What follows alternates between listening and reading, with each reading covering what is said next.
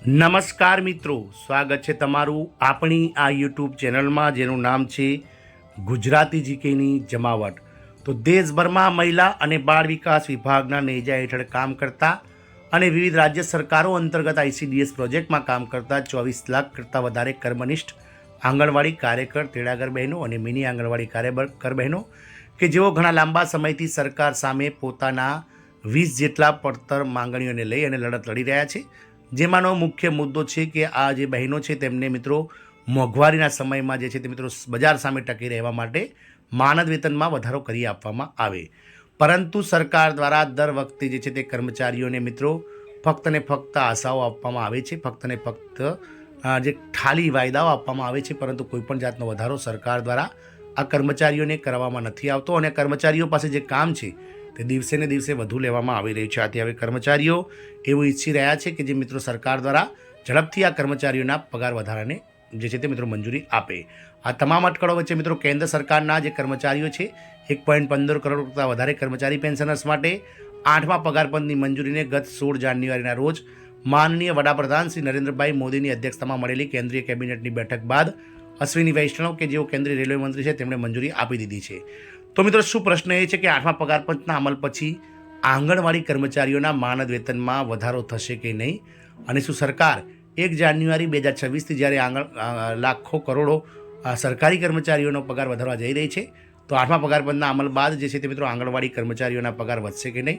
અને એ પણ જાણીશું કે મિત્રો છેલ્લા જે 2 પગાર પંચો હતા 6ઠ્ઠું અને 7મું, તો 6ઠ્ઠા અને 7મા પગાર પંચના અમલ પછી આ કર્મચારીઓના માનદ વેતનમાં કોઈ ફેરફાર થયો કે નહીં તેને લઈ આજના વિડીયોમાં વિગતવાર ચર્ચા કરીશું।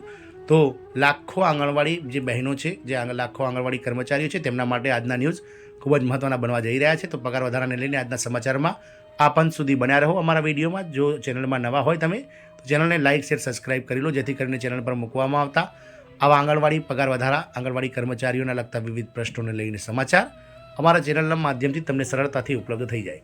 તો વાત કરીશું મિત્રો 8મા પગાર પંચની। તો આગામી 1 જાન્યુઆરી 2026થી જ્યારે દેશભરના કરોડો કર્મચારીઓ અને પેન્શનર્સો માટે 8મું પગાર પંચ સરકાર લાગુ કરવા જઈ રહી છે અને તેની મંજૂરી સરકાર દ્વારા મળી ગઈ છે, એટલે કે ટૂંક જ સમયમાં કર્મચારીઓ માટે કમિટીની રચના કરવામાં આવશે 8મા પગાર પંચની, અને આ કમિટીના રિપોર્ટ આવ્યા બાદ 8મું પગાર પંચ જે છે તે મિત્રો લાગુ કરી દેવામાં આવશે। વાત કરીશું મિત્રો 7મા પગાર પંચની। તો ગત 7મા પગાર પંચની વાત કરીએ તો 7મા પગાર પંચની રચના જે છે તે મિત્રો 28 ફેબ્રુઆરી 2014ના રોજ કરવામાં આવી હતી।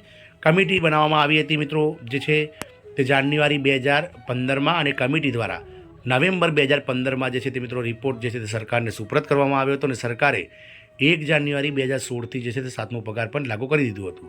7મું પગાર પંચ લાગુ થયાને મિત્રો 2 વર્ષ બાદ એટલે કે લગભગ વર્ષ 2018માં સરકાર દ્વારા આઈસીડીએસ પ્રોજેક્ટ માનદ વેતન જે છે તેમાં મિત્રો 60% હિસ્સો કેન્દ્ર સરકારનો છે। તો 7મા પગાર પંચ લાગુ થયાના 2 વર્ષ બાદ સરકારે આ 60% માનદ વેતનમાં લગભગ 50%નો વધારો જાહેર કર્યો હતો। તો મિત્રો પ્રશ્ન એ છે કે શું આ વખતે પણ 8મા પગાર પંચના અમલ પછી આંગણવાડીના માનદ વેતનમાં વધારો થશે કે નહીં। 6ઠ્ઠા પગાર પંચની વાત કરીએ તો 6ઠ્ઠા પગાર પંચમાં પણ એવું જ બન્યું હતું। 6ઠ્ઠું પગાર પંચ વર્ષ 2009માં લાગુ થયું હતું, થોડું લેટ લાગુ થયું હતું, અને મિત્રો 6ઠ્ઠું પગાર પંચ લાગુ થયાના મિત્રો 1 વર્ષ બાદ એટલે કે વર્ષ 2010માં આ કર્મચારીઓના માનદ વેતનમાં કેન્દ્ર સરકાર દ્વારા આઈસીડીએસ પ્રોજેક્ટમાં જે કામ કરતા કર્મચારીઓ છે તેમના માનદ વેતનમાં વધારો કર્યો હતો। તો કેન્દ્ર સરકારે સરકારી કર્મચારીઓ અને પેન્શનર્સો માટે જ્યારે 8મા પગાર પંચની રચનાને મંજૂરી આપી દીધી છે। પ્રધાનમંત્રી નરેન્દ્રભાઈ મોદી સરકારે અગાઉ જાન્યુઆરી 2016માં 7મું પગાર પંચ લાગુ કર્યું હતું। તેની ભલામણો 31 ડિસેમ્બર 2025ના રોજ સમાપ્ત થાય છે। અગાઉ 4થા, 5મા અને 6ઠ્ઠા પગાર પંચનો કાર્યકાળ 10 વર્ષનો હતો। આંગણવાડી માનદ વેતનમાં કેટલી ગ્રાન્ટ આપવામાં આવી છે તો 8મા પગાર પંચના અમલ પછી કેન્દ્રીય કર્મચારીઓના પગારમાં મોટો ઉછાળો આવશે।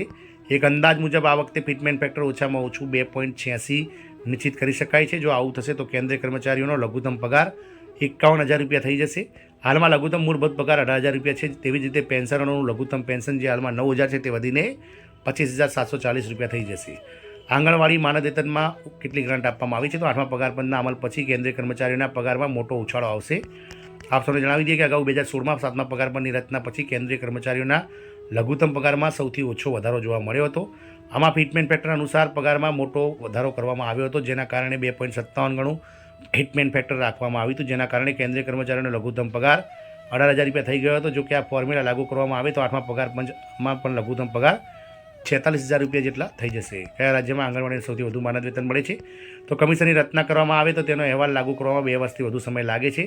પગાર પંચના સભ્યો વિવિધ પ્રકારની માહિતી એકત્રિત કરી વિવિધ દેશ પ્રવાસ પણ કરતા હોય છે. ઘણા દેશોના કર્મચારી સંગઠનોના પગાર ધોરણો પર નજર રાખવામાં આવી રહ્યા છે.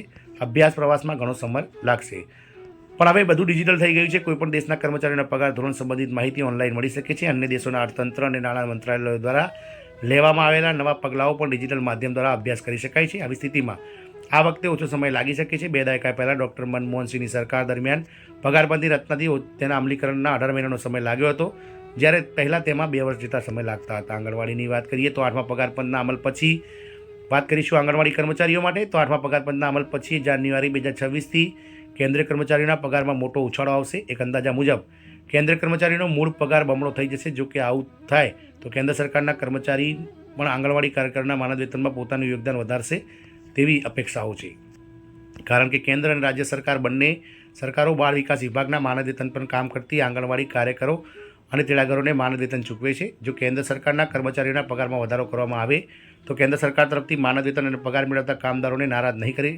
હાલમાં 8મા પગાર પંચની રચનાને મંજૂરી આપવામાં આવી છે અને તેને લાગુ કરવામાં 1.5 વર્ષનો સમયગાળો લાગી શકે છે. આમ 8મા પગાર પંચની રચના બાદ જે છે તે મિત્રો આંગણવાડી કર્મચારીઓનો પગાર વધી જશે એવી અપેક્ષાઓ છે કે 8મા પગાર પંચની રચના આ એપ્રિલ મહિનાના અંત સુધીમાં થશે કમિટીની, અને આ કમિટી દ્વારા જે છે તે મિત્રો 15થી 18 મહિનામાં એટલે કે લગભગ 2027ના ઓક્ટોબર સુધીમાં રિપોર્ટ સોંપવામાં આવશે. અને એવી આશાઓ સેવાઈ રહી છે કે વર્ષ 2027ની જાન્યુઆરી મહિના સુધીમાં 8મું પગાર પંચ સરકાર લાગુ કરી દેશે અને સરકારી કર્મચારીઓને 1 વર્ષના એરિયસ ચૂકવી દેવામાં આવશે. આંગણવાડી કર્મચારીઓની વાત કરીએ તો આંગણવાડી કર્મચારીઓને જે છે તે પગાર વધારો માનદ વેતનમાં જે મોટો વધારો કહી શકાય તે 1 એપ્રિલ 2028થી મળી શકે છે તેવી આશાઓ સેવાઈ રહી છે. એટલે કે હજુ પણ આ કર્મચારીઓને માનદ વેતનના વધારા માટે 2 થી 3 વર્ષનો સમયગાળો રાહ જોવી પડશે. મિત્રો, જય હિન્દ, અસ્તુ.